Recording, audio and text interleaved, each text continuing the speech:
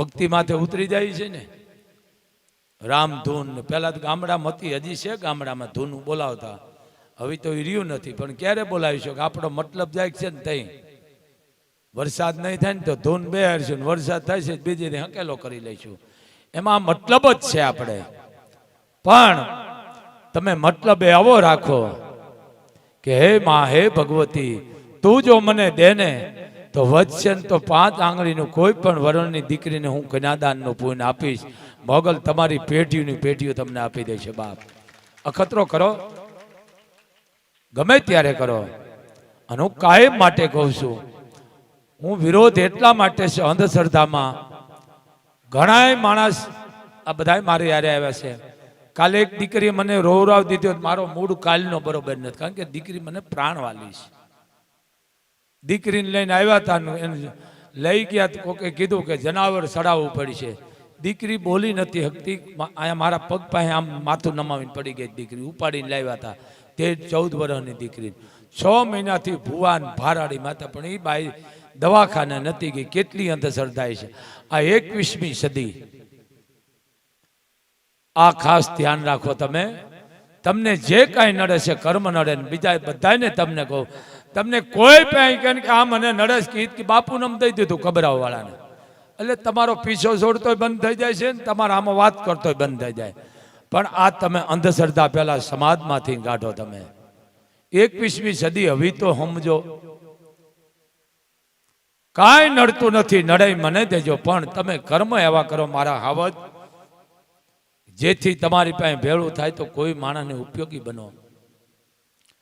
જે તમારા પરિવારની માલકોર, આ હું તમે હવ અનાજ ખાય છે, મારા અને તમારા ઘરની માલકોર રેખાયું છે. જો તમે નું જાગૃત હોય તો કઈ કે જેઠાણી દેરાણી બેઠા, જેઠાણી બેઠી હોય તો દેરાણીનું હક છે ને કામ કરવાનો ભાઈ છે ને. હવે દેરાણી બેઠી હોય અને જેઠાણી કામ કરે તો પછી રેખાનું મર્યાદા ઉલ્લંઘન કર્યું કહેવાય ને.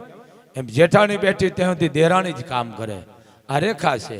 બાપ બોલતો ત્યાં સુધી દીકરો સામો જવાબ ન દે, આ રેખા છે. સાસુ કઈ કે સામે બોલે નહીં, આ રેખા છે. પણ બગડા સટ્ટા બોલાવે તો સમજી લઉં કે આ રેખાને ઓળંગી ગયા છે આ ઘરમાંથી. આ રેખા મારા અને તમારા ઘરમાં છે બાપ. રેખા ઘણી પ્રકારની છે, પણ અમુક રેખાઓ હું તમે ઓળંગી ગયા છે, ભૂલી ગયા છે. આપણા ઘરની માલકોર જ છે. રામાયણ ગણો, મહાભારત જો, એ તમારા મારા શરીરમાં છે બાપ. સવારમાં તમે ઉઠો, ઉઠો એ શબ્દો જ નહીં, જેની પેટી ઉઠી ગઈ ને એને ઉઠવાનું કહેવાય. જાગો ત્યારે પાદરી માં ધરતીને પગે લાગો, કોળુદેવીને લાગો, તમારા ઈષ્ટદેવને લાગો. અને માં શબ્દો બોલો એટલે તમારું ઘર મંદિર બની જાય. પણ જેના ઘરમાં મમ્મી છે એ લાશ છે. હું તો અભાણું છું, બધા તમે હડખું કરી લેજો. એ પછી મમ્મી એટલે લાશ, આ બહારનો શબ્દ છે. સમજી ગયા ને? તમે ભણેલા આમાં ઘણા બેઠા હોય છે, સાયન્સ વાળા હોય છે. આમાં મમ્મી એટલે ભૂત, જાણો છો ને? મમ્મી કોઈ દી શબ્દ ન બોલાય. માં કહેતા તમારી કુળદેવી રાજી થાય, તમારી ચડાવ રાજી થાય. માં શબ્દ બોલો ઘરમાં. પછી મોગલ ધામે આવે છે, બાપુ મને ક્યાંક નડે છે ને બરકત નથી, ધંધા નથી હાલતો. કારણ આ છે કે માં શબ્દ હું તમે ભૂલી ગયા છીએ ઘરમાં. કદાચ બોલતા હશે કોઈ હજારોમાં 1-2, ઉઠતા વેન મમ્મી જ થતું હોય ઘરમાં. મમ્મી એટલે શબ્દ હું થયું? લાશ. માં બોલો, તમારું ઘર મંદિર બની જાય. માં એટલે ઘર મંદિર બની ગયું, તમારું શરીર પણ એ મંદિર છે. માં શબ્દો બોલો બાપ. પણ મમ્મી શબ્દો કોઈ દી ઘરમાં, હા બહાર જાઓ અહીંયા બોલો મમ્મી. તમે ભારતના સંતાનો છો. આ ભારત દેશ છે, આ ભારત માં છે. બધા દેશને બેઠી બેઠી ધવરાવે છે, ધવરાવે. આ દુબઈ બાયમાણામાં છે. એને કોઈ કીધું દુબઈમાં? એને દુબઈ જ કહે છે.